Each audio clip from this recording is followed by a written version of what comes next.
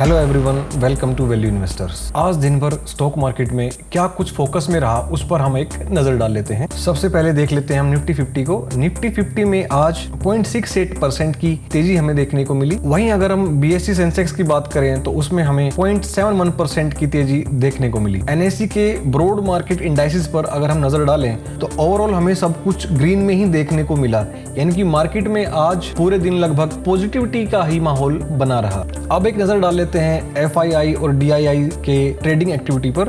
आज 27 तारीख के दिन आप देख सकते हैं कि एफआईआई ने नेट 2024 करोड़ की बाइंग की है, वेयरएज डीआईआईज ने 1991 करोड़ की सेलिंग की है। तो बेसिकली हमें मार्केट में यही देखने को मिल रहा है कि किसी दिन एफआईआईज बाय करते हैं तो उस दिन डीआईआई सेल करते हैं, और किसी दिन डीआईआई बाय करते हैं तो उस दिन एफआईआई सेल करते हैं। सो फार इस मंथ में अब तक 8,502 करोड़ रुपए से ज्यादा की बाइंग एफआईआईज कर चुके हैं और डीआईआईज 4,281 करोड़ की नेट बाइंग कर चुके हैं। मतलब एफआईआई के कंपैरिजन में डीआईआई की बाइंग कम ही रही है। ग्लोबल इंडाइसेस पर अगर हम नजर डालें तो हमें पॉजिटिविटी का ही माहौल देखने को मिल रहा है। वही हाल हमें यूरोपियन मार्केट्स में भी देखने को मिल रहा है। एशियन मार्केट में हमें मिक्स सेंटिमेंट्स देखने को मिल रही है, कहीं गिरावट है तो कहीं तेज भी है। कमोडिटीज की बात करें तो आज हमें लाल रंग ही देखने को मिल रहा है, यानी कि ब्रेंट क्रूड, गोल्ड और क्रूड ऑयल तीनों में हमें गिरावट ही देखने को मिल रही है। करेंसीज में हमें यूएसडी टू आईएनआर आज थोड़ी गिरावट ही देखने को मिल रही है। इसका मतलब है कि रुपया आज हल्का सा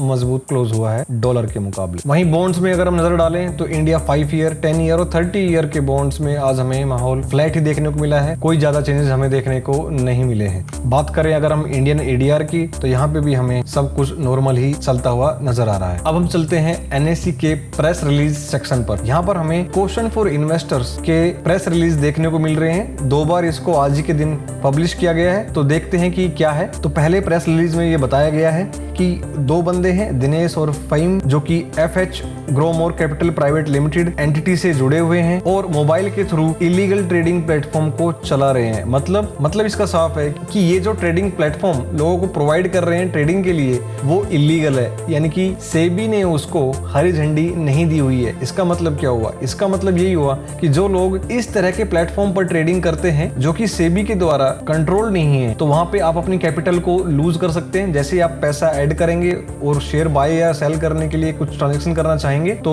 आपके पैसे आपके अकाउंट में आपको नजर नहीं आएंगे, बल्कि ये जो फ्रॉड लोग हैं वो उस पैसे को लेके जा चुके होंगे। तो इसी रिगार्ड में एनएसई ने आज प्रेस रिलीज करके इन्वेस्टर्स को इस बारे में चेताया है। सेम वे इसी तरह दूसरे प्रेस रिलीज में इन्वेस्टर्स को चेताते हुए एनएसई ने बताया है कि सुहास नाम का कोई व्यक्ति है जिसका मोबाइल नंबर ये स्क्रीन पर आप देख ही पा रहे हैं। वो स्टॉक मार्केट से जुड़ी हुई टिप्स और ट्रेडिंग टिप्स देता है। तो इस तरह के लोगों से हमें बचना चाहिए और इस तरह के झांसे में हमें आने से बचने के लिए भी हमें कुछ ना कुछ स्टेप्स उठाने चाहिए। वो स्टेप्स क्या हो सकते हैं? तो इसके लिए एनएसई ने हमें नो/लोकेट योर स्टॉक ब्रोकर, इससे जुड़े हुए 2 लिंक दिए हुए हैं। यहाँ पे आप अगर क्लिक करके अपने स्टॉक ब्रोकर से जुड़ी हुई जानकारी डालेंगे तो आपको ये पता लग जाएगा कि ये स्टॉक ब्रोकर एनएसई या सेबी के साथ एसोसिएटेड है या नहीं, और इस तरह आप खुद को बचा पाएंगे। तो आपको खुद को बचाने के लिए और अपनी कैपिटल को प्रोटेक्ट करने के लिए जरूर इन सर्कुलर्स पर फोकस करना चाहिए। अब हम चलते हैं स्टॉक मार्केट से जुड़ी हुई मेजर न्यूज के सेक्शन पर। तो सबसे पहली न्यूज जो अभी 2 दिन पहले ही आई थी वो ये थी कि नितिन गडकरी जी ने कहा है कि वो बहुत ही जल्द एथेनॉल पर चलने वाले व्हीकल्स लाने वाले हैं। अब देखिए, जब कोई बात नितिन गडकरी जी बोलते हैं, ये आप मान के चल सकते हैं कि वो 100% होने वाली है जल्द ही निकट भविष्य में। तो इसके लिए आपको क्या करना है? इसके लिए आपको एथेनॉल के स्टॉक्स पर नजर रखनी है। एथेनॉल प्रोड्यूस होता है शुगर केन से, और शुगर केन को जो कंपनियां यूज करती हैं वो शुगर बनाने वाली कंपनियां ही होती हैं। तो इन सभी कंपनी के स्टॉक्स पर आप नजर बना के रखिए। निकट भविष्य में जब भी एथेनॉल से चलने वाली गाड़ियां मार्केट में आएंगी, इन स्टॉक्स के प्राइस में आपको बहुत ही ज्यादा तेजी देखने को मिलेगी। आप अपना ड्यू डिलिजेंस करके इनमें से किसी भी कंपनी में इन्वेस्टमेंट का डिसीजन ले सकते हैं। मेरी इसमें किसी भी तरह से किसी भी प्रकार की कोई भी रिकमेंडेशन नहीं है। जो भी करना है, डिसीजन लेना है, वो आपको ही लेना है। मैं सिर्फ इतना ही कहना चाहूंगा कि आपको सिर्फ फंडामेंटली स्ट्रॉन्ग कंपनीज के स्टॉक को ही परचेज करना चाहिए। That's it. एक न्यूज जो मार्केट में बहुत ही ज्यादा चर्चा में है वो ये है कि आईसीआईसी सिक्योरिटीज का शेयर 15% से ज्यादा भागा है। किस वजह से? क्योंकि जो बोर्ड है वो ये विचार कर रहा है कि वो वो इस कंपनी के स्टॉक को डीलिस्ट करेगा।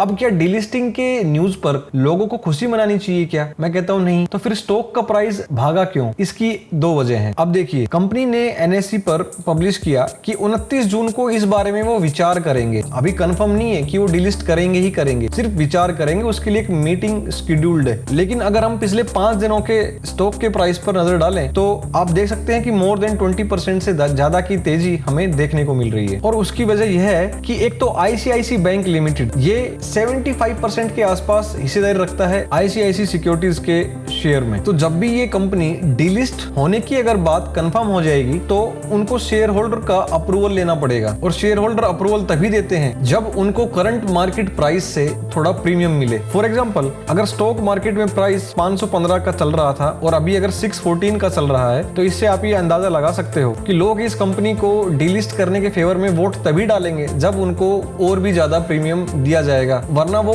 अपना वोट डालेंगे नहीं कंपनी को डिलिस्ट करने के फेवर में। दूसरा एक रूमर मार्केट में ये भी है कि आईसीआईसी बैंक आईसीआईसी सिक्योरिटी के शेयर के बदले आईसीआईसी बैंक के शेयर को एग्जिस्टिंग शेयर होल्डर्स को ऑफर कर सकता है। तो आईसीआईसी सिक्योरिटीज के शेयर का प्राइस 615 है, वहीं आईसीआईसी बैंक के शेयर का प्राइस 939 से ऊपर पे चल रहा है। यानी कि अगर आईसीआईसी सिक्योरिटीज कंपनी डीलिस्ट होती है तो उसके प्रमोटर्स को आईसीआईसी बैंक के शेयर मिलेंगे। इस न्यूज के चलते आईसीआईसी सिक्योरिटीज के शेयर के प्राइस में हमें तेजी देखने को मिली है। अब वो तो वक्त ही बताएगा कि मैनेजमेंट क्या डिसीजन लेती है, लेकिन ये एक ट्रेडिंग बेट है। Buy on rumour sell on news. तो इसमें एक इन्वेस्टर को ज्यादा नहीं पढ़ना चाहिए, बल्कि उसको अपनी इन्वेस्टमेंट स्ट्रेटेजी पर फोकस करना चाहिए। नेक्स्ट जो न्यूज हमें देखने को मिल रही है कि कंपटीशन कमीशन ऑफ इंडिया ने क्लियर कर दिया है आदित्य बिरला फैशन रिटेल के स्टेक परचेज को, जो कि वो करने जा रहे हैं टीसीएनएस क्लोथिंग में। अब आप ये सोच सकते हैं कि कंपटीशन कमीशन इंडिया का इसमें क्या रोल है। देखिए, इसमें रोल बनता है जब भी कोई एक बड़ी कंपनी किसी दूसरे सेम बिजनेस करने वाली कंपनी के शेयर्स बहुत ही ज्यादा मात्रा में खरीदती है तो उनको कंपटीशन कमीशन ऑफ इंडिया की परमिशन लेनी पड़ती है। क्योंकि अगर दो कंपनियां सेम बिजनेस में हैं और कोई एक कंपनी दूसरे कंपनी को टेक ओवर कर ले तो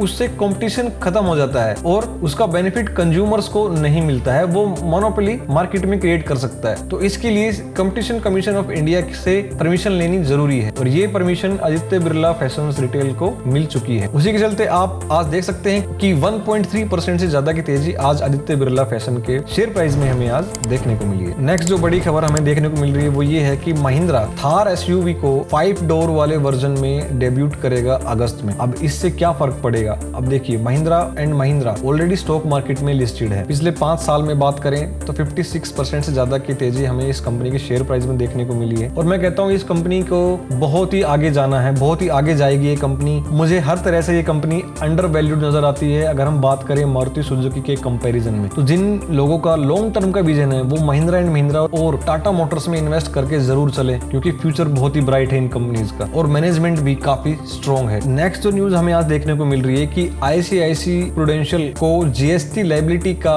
नोटिस मिला है 492 करोड़ रुपए का। लेकिन अगर हम स्टॉक के प्राइस पर नजर डालें तो आज हमें इसके प्राइस में 3% से ज्यादा की तेजी देखने को मिल रही है। अब ऐसा क्यों है? एक तो गवर्नमेंट ने इनको नोटिस भेजा है, ऊपर से स्टॉक के प्राइस में तेजी, ऐसा क्यों? अब इसका लिंक हम एक दूसरी न्यूज से करते हैं। कल ही के दिन हमने देखा था कि एचडीएफसी लाइफ इंश्योरेंस के शेयर प्राइस में हमें गिरावट देखने को मिली थी, क्योंकि उनको भी इसी तरह का जीएसटी डिमांड का नोटिस देखने को मिला था जो कि 942 करोड़ रुपए का था। लेकिन इसके भी शेयर प्राइस पर अगर हम आज नजर डालें तो आज के दिन में 5.5% से ज्यादा की तेजी देखने को मिल रही है। अब ऐसा क्यों हो रहा है कि गवर्नमेंट इनको नोटिस दे रही है दोनों ही कंपनी को और इनके शेयर प्राइस में तेजी बनी हुई है? उसकी मेन वजह यह है कि ये प्रॉब्लम किसी एक कंपनी के साथ नहीं है। हो सकता है ऐसे नोटिस फ्यूचर में और भी किसी कंपनी को जाए जीएसटी क्लेम्स के रिलेटेड। तो ये किसी एक कंपनी की प्रॉब्लम नहीं है, ये सभी कंपनियों पर इसका इंपैक्ट इक्वल रहने वाला है। और मोर और लेस अगर हम बात करें तो कुछ न कुछ इंपैक्ट तो सभी कंपनियों पे ही रहेगा। और स्टॉक मार्केट में एक इन्वेस्टर को ये अच्छे से समझना चाहिए कि जब किसी कंपनी के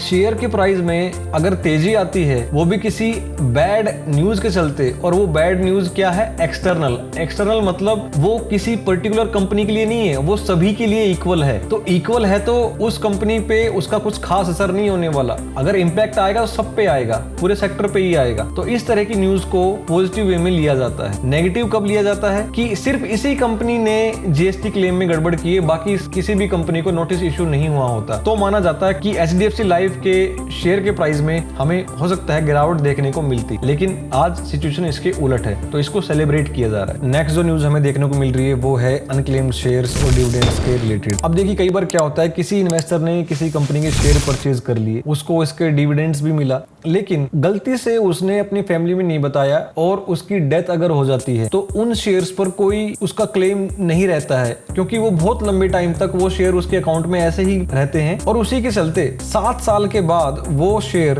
IEPFA को ट्रांसफर हो जाते हैं, क्योंकि उन पर कोई भी अपना हक नहीं जमा रहा है, ना कोई बाइंग कर रहा है, ना कोई सेलिंग कर रहा है। और बाद में जब किसी फैमिली मेंबर को ये बातें पता लगती हैं कि उन्होंने कभी कोई शेयर खरीदे हुए हैं जो उन्होंने उस टाइम नहीं बताए, लेकिन अब उनको बाद में पता लगता है उनके फैमिली मेंबर्स को, तो बाद में वो क्लेम करने जाते हैं, तो उनको काफी अड़चनों का सामना करना पड़ता है। तो इसके चलते गवर्नमेंट ने एक ऑनलाइन पोर्टल लॉन्च करने वाली है फरवरी 2024 तक, जिसमें इस तरह के अनक्लेम्ड शेयर्स और डिविडेंड्स को आसानी से क्लेम किया जा सकता है उनके फैमिली मेंबर के द्वारा। तो यह एक बहुत ही अच्छी न्यूज है सभी इन्वेस्टर्स के लिए। नेक्स्ट जो न्यूज अभी रिसेंटली हमें देखने को मिली थी कि एप्पल इंडिया में अपना क्रेडिट कार्ड लॉन्च करने जा रहा है और वो अपना टाई अप करेगा HDFC बैंक के साथ। अभी इसी में एक फर्दर डेवलपमेंट हमें देखने को मिल रहा है कि along with credit card Apple is also planning to launch a payment app to take on Paytm Google Pay, यानी कि मार्केट में अब कंपटीशन बढ़ने वाला है। पेटीएम के साथ साथ गूगल को भी कड़ी टक्कर मिलेगी जब एप्पल अपनी पेमेंट ऐप को लॉन्च करेगा। शायद ये भी हो सकता है कि जितने भी एप्पल यूजर्स हैं इंडिया में वो एप्पल की पेमेंट ऐप को ही यूज करें ड्यू टू सिक्योरिटी रीजंस। तो मेरे ओपिनियन में एप्पल के शेयर के प्राइस में हमें तेजी देखने को मिल सकती है। अगर कोई इन्वेस्टर यूएसए की मार्केट में इन्वेस्ट करता है तो उसको इस खबर को बहुत ही सीरियसली लेना चाहिए इन्वेस्टमेंट पॉइंट ऑफ व्यू से। नेक्स्ट जो एक न्यूज है वो ये है कि वेदांता और फॉक्सकॉन के जो जॉइंट वेंचर है उन्होंने सेमीकंडक्टर बनाने के लिए एप्लीकेशन सबमिट की है। वो 40 nm टेक्नोलॉजी का सेमीकंडक्टर बनाना चाहते हैं। इससे पहले जो उन्होंने एप्लीकेशन दी थी वो 28 nm टेक्नोलॉजी की दी थी। तो जब भी वो टेक्नोलॉजी में चेंज करेंगे गवर्नमेंट की परमिशन इनको लेनी पड़ती है। तो ये जस्ट एक स्मॉल न्यूज आपके इन्फॉर्मेशन के लिए। फर्दर हम चलते हैं IPO कॉर्नर्स पर। आप देख सकते हैं कि Tata Tech, Gandhar oil refinery and SBFC finance receive SEBI's approval to launch IPOs। तो IPO का बाजार फिर से धीरे धीरे गर्म होते हुए देखने को मिल रहा है और हमें ये भी देखने को मिल रहा है कि पिछले 20 सालों में टाटा अपना एक IPO लेके आ रही है। तो जो भी इन्वेस्टर्स ये वेट कर रहे हैं कि कब टाटा का कोई नया IPO आए और उसमें हम इन्वेस्ट करें, और जैसे कि टाटा के कुछ स्टॉक्स ने काफी अच्छी वेल्थ जनरेट करके दी है इसके इन्वेस्टर्स को, उस तरह वो भी अपनी वेल्थ जनरेट कर सके, तो उनके लिए ये एक बहुत ही अच्छी खबर है। वो इस IPO पर नजर बना के रख सकते हैं। फर्दर जो अभी स्टॉक मार्केट में कुछ IPO चल रहे हैं, अभी ओपन है, वो है साइंट DLM का और आइडिया फोर्ज का। HMA एग्रो का ऑलरेडी क्लोज हो चुका है। IQ लाइटिंग का ऑलरेडी लिस्ट हो चुका है IPO। नेक्स्ट जो IPO आने वाले हैं वो टाटा टेक्नोलॉजीज जो अभी हमने न्यूज देखी। PKH वेंचर्स का भी अभी IPO डेट फ्यूचर में हमें देखने को मिल रहा है। IPO सब्सक्रिप्शन की अगर हम बात करें तो साइंट DLM का आज के दिन शाम 5 बजे तक टोटल 2.85 टाइम्स IPO सब्सक्राइब हो चुका है। आइडिया फोर्ज टेक्नोलॉजी का 13.36 और पेंटागन रबड़ जो कि SME IPO है वो 13.64 ओवरऑल सब्सक्राइब हो चुका है। तो फिलहाल के लिए इतना ही। वीडियो अगर आपको इन्फॉर्मेटिव लगा हो तो वीडियो को लाइक और शेयर करना ना भूलें और चैनल को भी आप सब्सक्राइब कर लें ताकि आने वाले सभी इंपॉर्टेंट वीडियोस की नोटिफिकेशन सबसे पहले आप तक पहुंच सके। इसी के साथ मिलते हैं नेक्स्ट वीडियो में।